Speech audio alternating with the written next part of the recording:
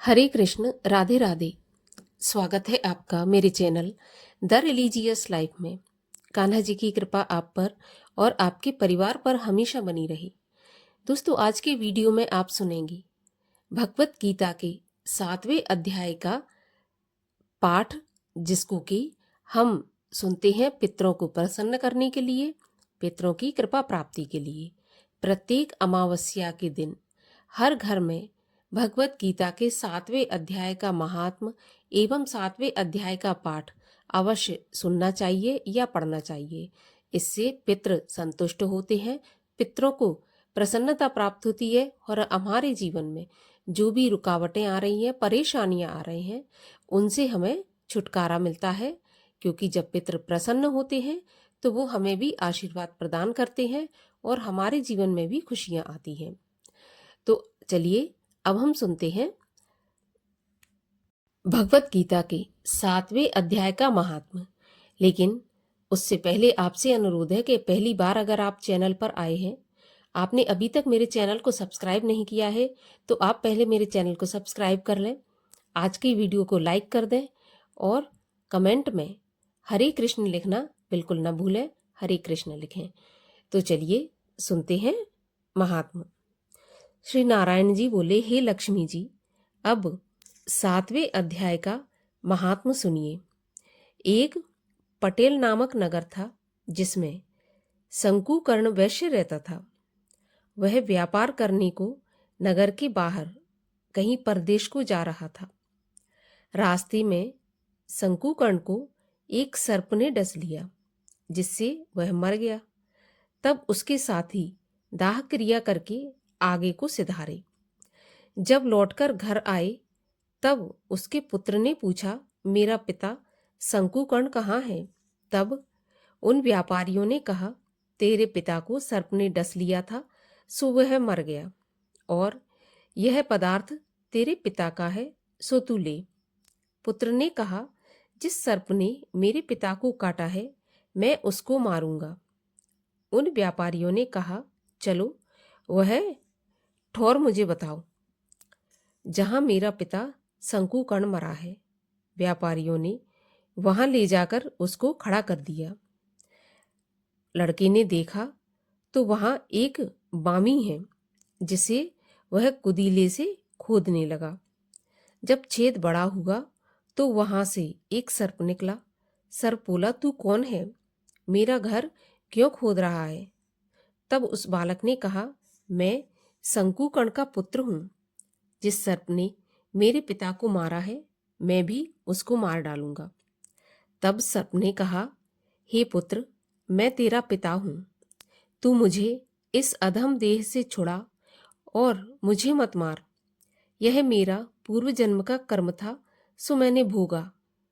तब पुत्र ने कहा, हे पिता, कोई यत्न बताओ जिससे तुम्हारा उद्धार हो।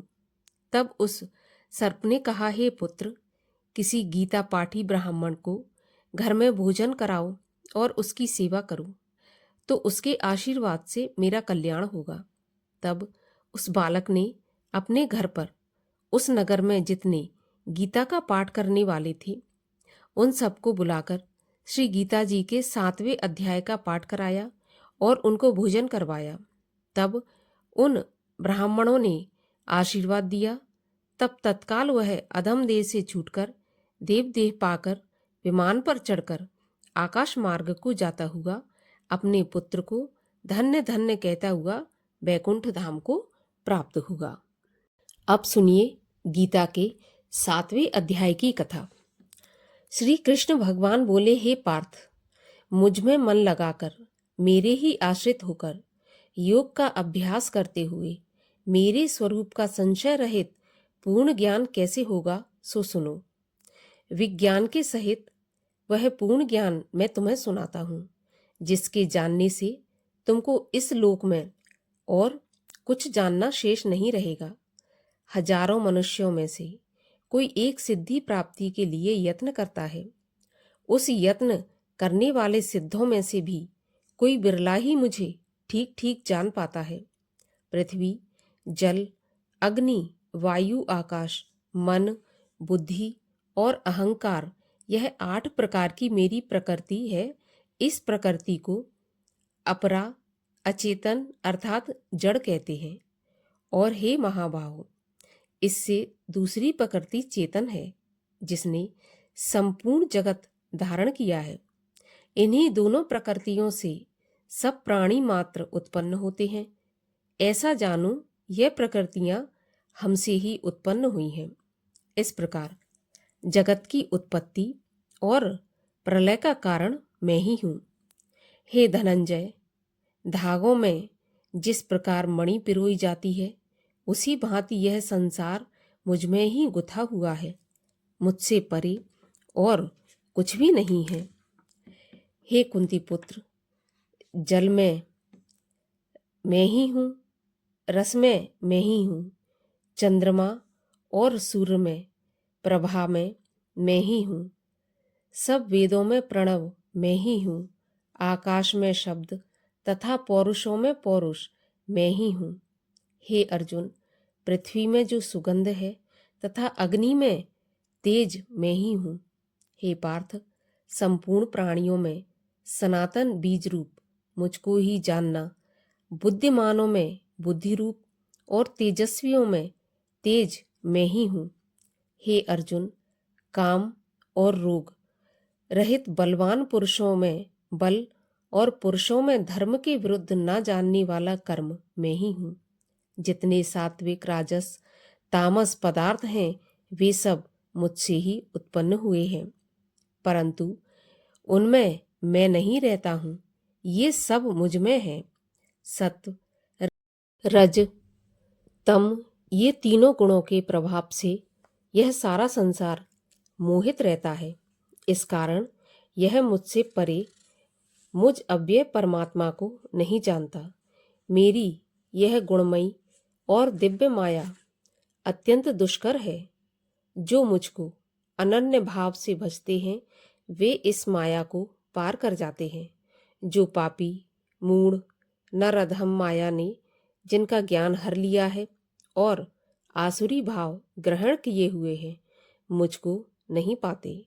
हे भारत श्रेष्ठ अर्जुन, 4 प्रकार के जीव मुझको भजते हैं: दुखिया, जिज्ञासु, ऐश्वर्य की कामना करने वाला और ज्ञानी, जिनमें मुझे सदा एकाग्र चित्त और केवल मेरी भक्ति करने वाले ज्ञानी पुरुष श्रेष्ठ लगते हैं, क्योंकि मैं ज्ञानी को अत्यंत प्रिय हूँ और वह मुझको प्रिय है।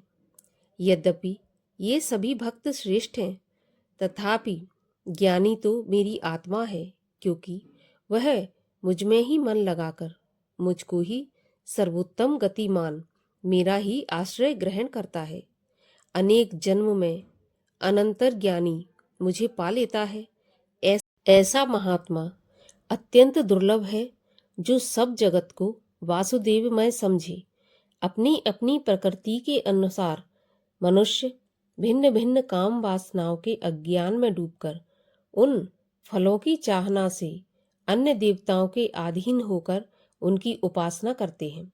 हे अर्जुन, जो भक्त श्रद्धापूर्वक जिन जिन देवताओं का पूजन करना चाहते हैं, उन पुरुषों की उस श्रद्धा को मैं दृढ़ कर देता हूँ।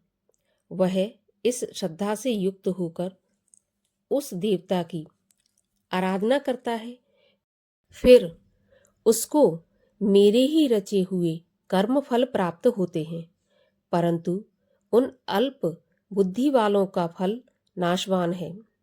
देवताओं के आराधना करने वाले देवताओं को मिलते हैं और भक्तजन मुझ में मिल जाते हैं। मेरे अव्यय अच्युतम स्वरूप को न जानकर मंद बुद्धि लोग मुझे अव्यक्त को व्यक्त मानते हैं। मैं योग माया से आच्छादित होने के कारण सबको नहीं दिखता। उसी से मूढ़ लोग अनादि तथा अविनाशी मुझको नहीं जानते। हे अर्जुन, मैं भूत भविष्य और वर्तमान के सब प्राणियों को जानता हूँ, पर मुझे कोई भी नहीं जानता। हे भारत, हे परंतप, इच्छा और द्वेष से उत्पन्न होने वाले सुख दुख आदि द्वंद्वों के मोह से जगत के सभी प्राणी भ्रम में फंस जाते हैं। जिन पुण्य आत्माओं के पाप नष्ट हो गए हैं, वह पुरुष द्वंद्व के मोह से छूटकर दृढ़ निश्चय करके मेरी भक्ति करते हैं। जो मेरा आश्रय लेकर जन्म मरण के दुख दूर करने के अर्थ प्रयत्न करते हैं, वे पुरुष ब्रह्म, आत्मज्ञान और संपूर्ण ज्ञान को जानते हैं। जो अधिभूत, अधिदेव और अधियज्ञ इन सब में व्यापक मुझे जान पाते हैं, वे समाधिष्ट पुरुष मरण काल में मुझको जानते हैं। भगवत गीता का 7वां अध्याय यहीं पर समाप्त होता है।